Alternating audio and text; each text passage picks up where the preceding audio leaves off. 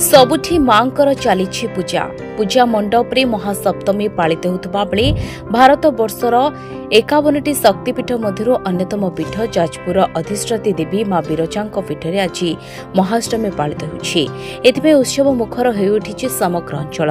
महाअष्टमी बधू बेशरे सजे होईछि मां मंदिर। बड़ी भोरू शासन ब्राह्मण माने पवित्र बैतरणु जल आनी मांकर स्नान करा परे भक्त मानकु दर्शन देउछंती मां। ए नवरात्र अवसरे मां गर्भगृह रे भक्त मानकु प्रवेश करी मां मुख दर्शन सह चरण स्पर्श करने को सुजोग मिलिथिबारु आज प्रबल भीड़ परिलक्षित होईछि। रात्र रे होमयज्ञ सह मां षोडश उपचार पूजा जारी रही। एतिस अपराह्न रे मां रथयात्रा अनुष्ठित हेबो। आज राति 8:15 महाअष्टमी पर महास्नान अनुष्ठित हेबो।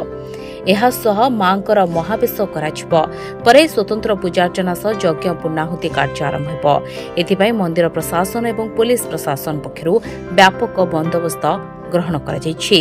Jajpur Dilip Behera report, Dinalipi live. जय मां दुर्गा। समस्त जाजपुरवासी एवं ओडिशावासी मानकु शारदीय दुर्गा पूजा एवं नवरात्रि हार्दिक अभिनंदन। आज माँ अष्टमी तिथि रे जयपुर पवित्र माटी रे माँ बिरजा पीठ रे आसिकी बहुत खुशी लगुच। प्रत्येक वर्ष मु निज परिवार सहित माँ का दर्शन पे आसे एवं जो अनुभूति मत मिली विगत 10 वर्ष भितर से अतुलनीय। से समस्त नवेदन करुँच आप जाजपुर आखपाखे अच्छा कि आसीपारे ताले अष्टमी नवमी तिथि स्पेसिफिकली जमी आसतु माँ कृपा निजपाई निज परिवार नहीं कही धन्यवाद।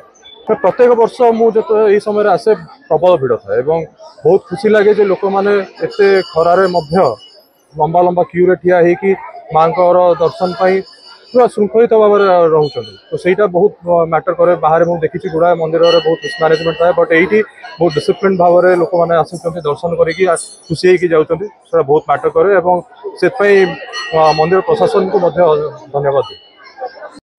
मो ना जगन्नाथ पाणी अंगलागी सेवायत बिरजा मंदिर आमर आज महाअष्टमी आमर जो जे सब अच्छी पीठ देवी भारत वर्ष जो पीठ देवी अच्छा पीठ देवी आज ही अष्टमी आउ जो आमर जो दुर्गा हमें सब जगह जगह सब दुर्गा माँ हमें काली है दिन आमर है जहाँद्वारा कि आमर माने रात्र को रोचे ना।